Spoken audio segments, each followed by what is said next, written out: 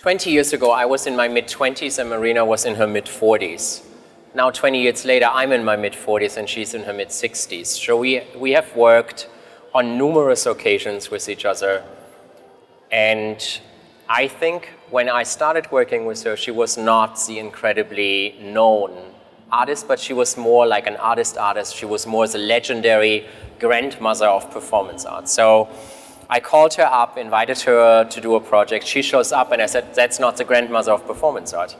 Because as she had been along already for 20 plus years when I first contacted her, I think now she achieved a level of recognition and also recognized influence. I think so many younger artists, I think so many performance artists, sculptors, so many different practices have her as an inspiration.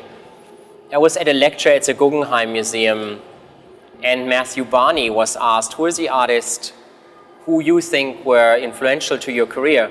And that was 2003 during his Guggenheim show. And he said, I can't name so many, but I would only mention two. I would mention Chris Burden and Marины Abramowich. And that was a very nice point where I felt, oh, there's a very important sculptor who's mentioning her. But I think right now it's actually a much larger audience that understands that what she does is really pioneering.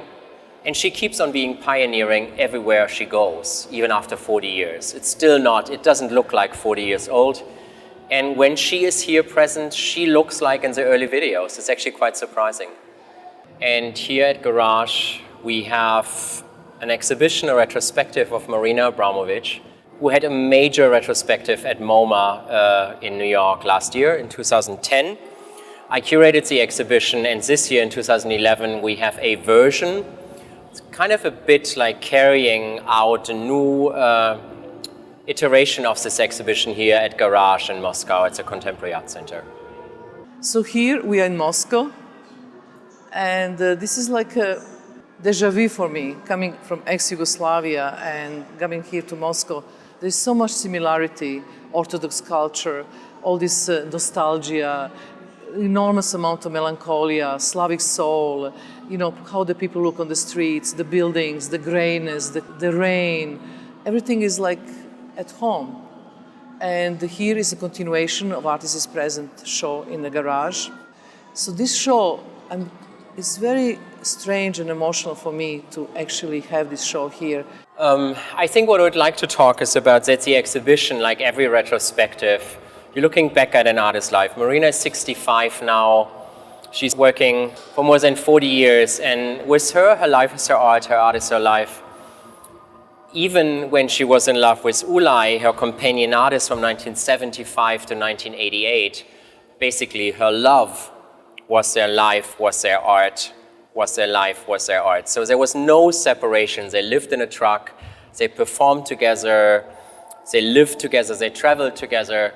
So the exhibition Marины Abramowich, The Artist is Present, is very much a biography in as much as it is a chronological order of this work after this work up to the present time.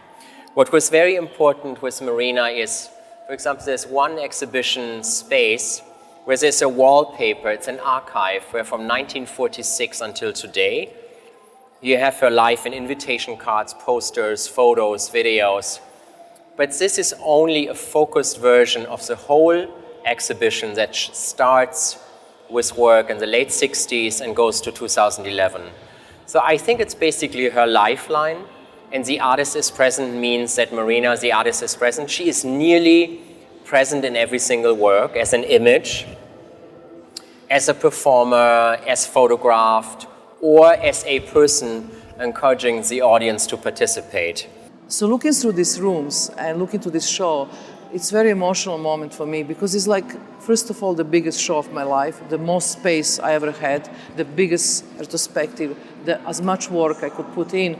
And it's like a little bit like dying, like you're looking back and start asking the question, you know, when is the end of an artist? When he's going to die? When he's going to stop to work? What is it all about? You know, what is my next step? It's almost like, you know, old Marina is ending and you have to come out, and it's like a space in between. And for this show, we have this wonderful dinner, and what I'm going to share with my audience, in MoMA we share the lips, but here we share something even better. We are sharing my nose. So Cream Art, we are a New York-based company. We give the medium of dessert to the artists, and they are the ones that create the meaning to what is dessert for them. And today we're here for Marины Abramowicz, and she has come out with the nose. Her nose, so we've worked maybe like a month on this theory of her nose, also with Gogol's novel, The Nose. And so she thought it would be a great idea that she has such a prominent nose, and in her biography she also explains a lot how she wanted to change her nose. And so for Marины Abramowicz, the nose is very important. And she wanted everybody to wear her nose tonight and eat it too. I was always so ashamed of my nose. It was too big for my baby face, too large, never really fit properly.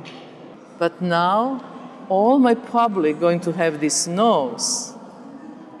And it's actually beautiful and eatable.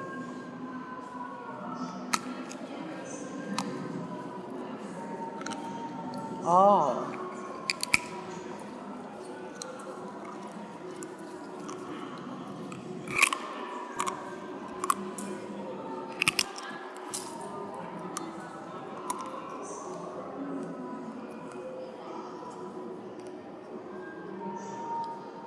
Sweet, tasty.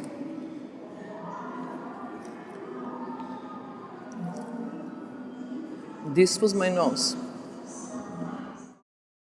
Marины is kind of a role model in terms of living her art and living it so consequently and for such a very strict way for over 4 decades. An artist should not repeat himself.